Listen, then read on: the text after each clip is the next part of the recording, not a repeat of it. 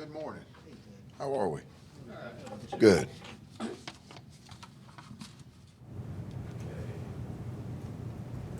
We'll start here, Jesse. Ted, you mentioned after the game, being frustrated with some of those, getting Baylor to fourth downs and then not converting. Just after watching the film, what did you see from those fourth down conversions they had? Some of it was a lack of execution, but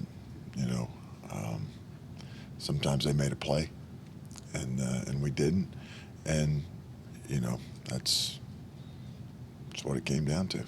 When you go into this weekend, I guess West Virginia team that's done pretty well converting on fourth down. How much can you emphasize fourth down defense, or is that something? We emphasize it a lot because the game of college football has changed.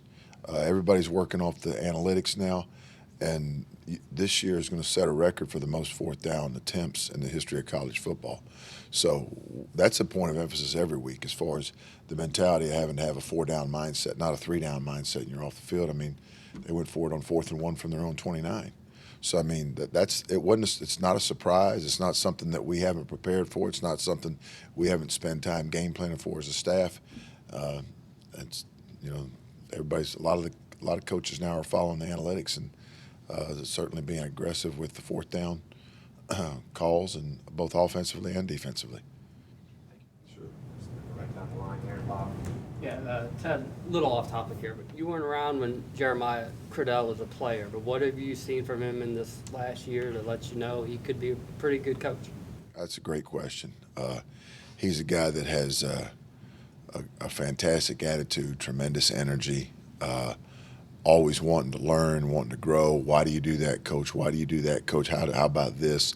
And I just have a lot of respect and admiration for him, and he's going to be a fantastic coach. On top of being a great resource for our players, of having been a guy that was a good player with a very bright future that had the game taken away from him, and what that means and how that feels, and valuing every day and valuing each opportunity and perspective. And I have a tremendous amount of respect, and he's going to be a fantastic football coach and great for young people. When you start back today and you get back at it today after not being able to get off the field and like you wanted to against Saturday against Baylor, what's going to be your message, and what do you dive into with this football team this week as you try to get them back on track? The precision, precision and all the details that go into the finite details that go into being able to execute at a high level. We were decent on third down. We weren't very good on fourth down. So that part of it, and again, to your point about having a four-down mentality, but also understanding how you play first, second, and third down affects fourth down too, and it all goes together. It's all a piece of the pie, and it's interwoven. So that everything we do is important, and it's got to be with precision and extreme detail. What do you think of Daniels and what they're doing at West Virginia offensively? I have a lot of respect for them. He throws a great deep ball. Doesn't panic in the pocket, and he's done a good job and throws under duress too.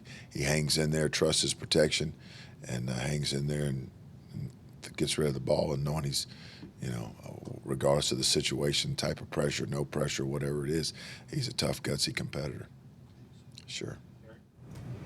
Ted, you've coached a lot of years. What's the difference? And you can talk a little bit. Sorry. That's okay. I feel like it's 100 now. Wasn't Eli this time? We're just aging you. We just had to pass it down the road. Like that's all right. No problem.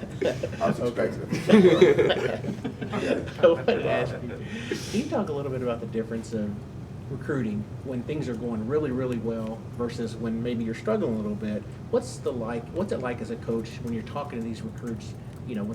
How big a difference is there when things are going really good versus maybe now when you're seeing a 5-4 team? It's certainly something that you deal with. It's because if you don't bring it up, the people you're recruiting against will. But at the same time, the opportunity here and the development for the totality of the growth and development. I mean, it's a proven commodity. It's not like a what if. Can you guys do it? I mean, no, there's years and years and years of evidence saying, okay, both at Oklahoma and with his staff saying, hey, we can do it, we have done it, and here's how we've done it, and here's who we've done it with. So understanding the totality of the experience here at the University of Oklahoma, and not getting bogged down in where we are today. That's certainly a factor, and we all want to be better. But we're going to work through this, and we are going to get better. So it's not a matter of if; it's just a matter of when.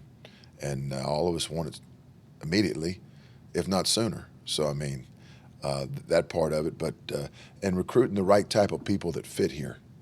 From a standpoint of toughness, blue collar, family, discipline, accountability, all those things, that work ethic, all the things that go into being the right fit here. And, we've got a great recruiting class put together, and we're going to continue to add to it, and we're going to be fine. We always look at the coach-recruit relationship and how those relationships are built. What about Brent? What's his message to his staff about recruiting? What's it been like this season? What does he tell you guys? And you don't have to go, I don't want you to go deep into it, but just what's his message to the coaches about recruiting and the importance of that? To be extremely thorough in finding out everything we can possibly find out from every source about a potential prospect here for the University of Oklahoma, to be thorough and to delve down into it and find out what the makeup is, to make sure it's the right fit, because everybody's not a fit for here, and understanding what's important to that young person, and does it mesh with our beliefs. And at the same time, certainly there's a certain level of player that you have to be, at the bare minimum, but at the same time, he's looking for people that do that but also fit here within our program and within our culture.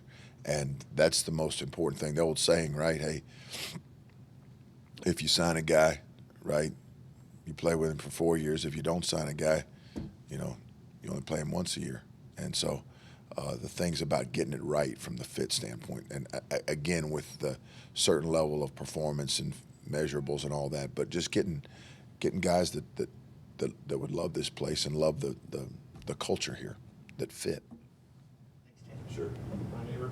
Yeah, Ted, following up on your first answer about 4th downs, how much does that change the way the way that's evolved? How much does it change the way you coach on 1st, 2nd, and 3rd down?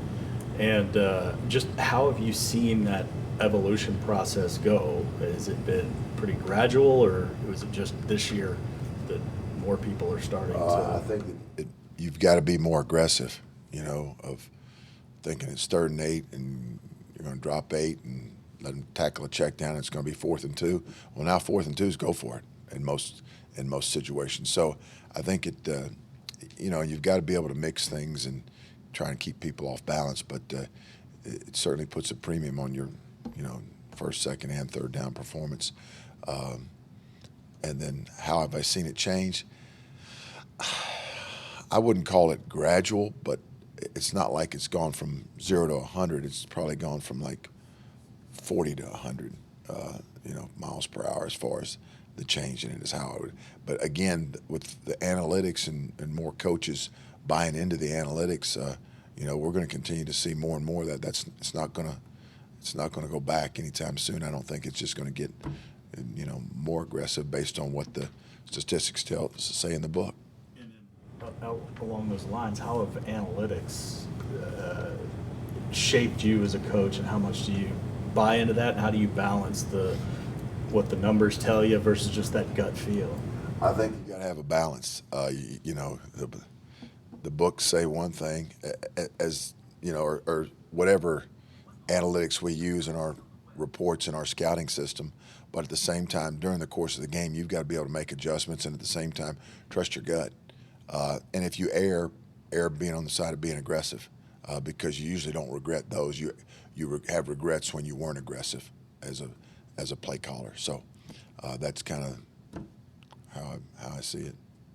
Sure.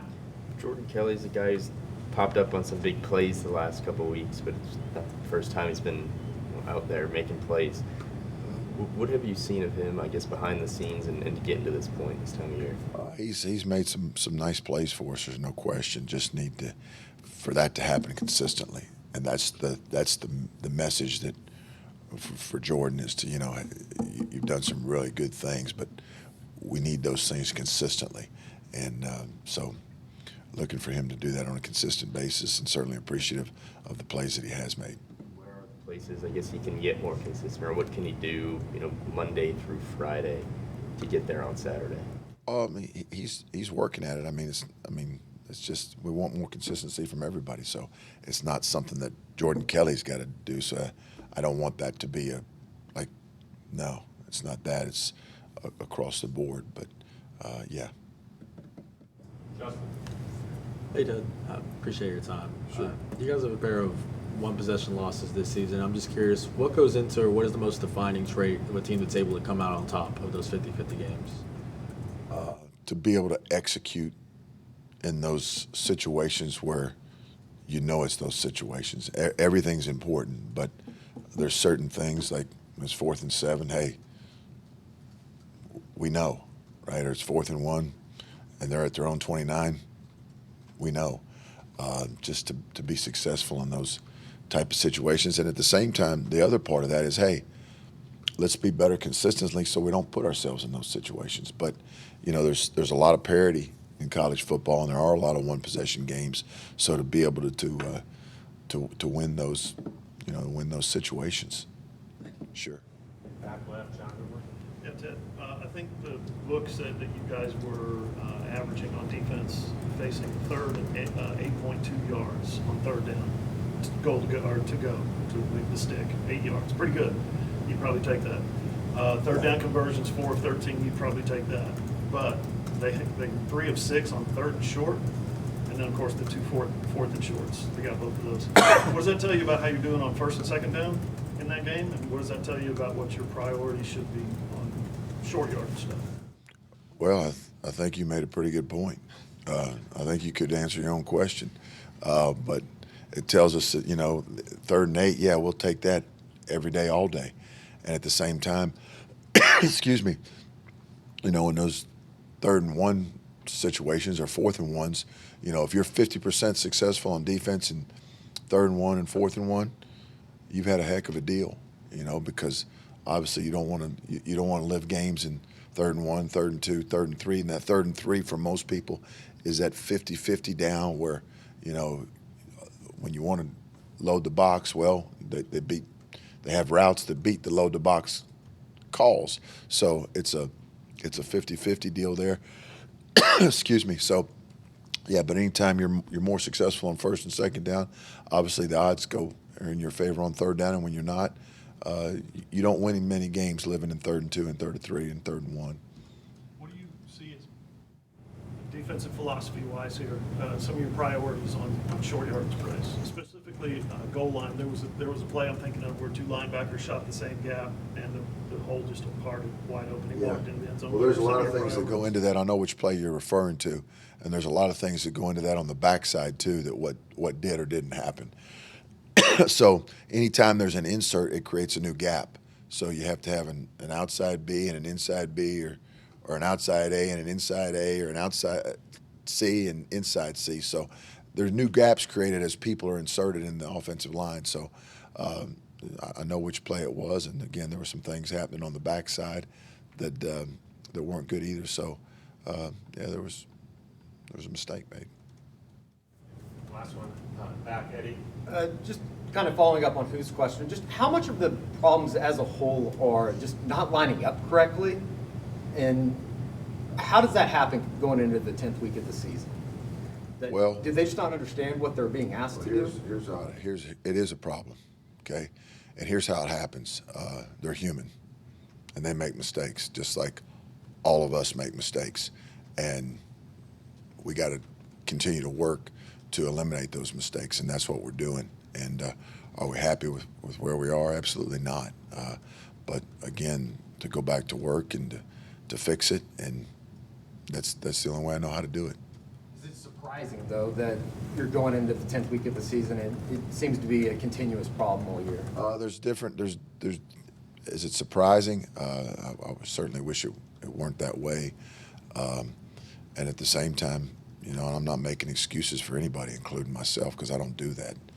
But there's all kinds of the variations from offense to offense in this league. There's all kinds of different things. So there's new challenges and new opportunities each and every week, to your point. So to be able to understand those and get comfortable with those and continue to work at it. Yeah, sure. Thanks, Ted. Thanks, Ted.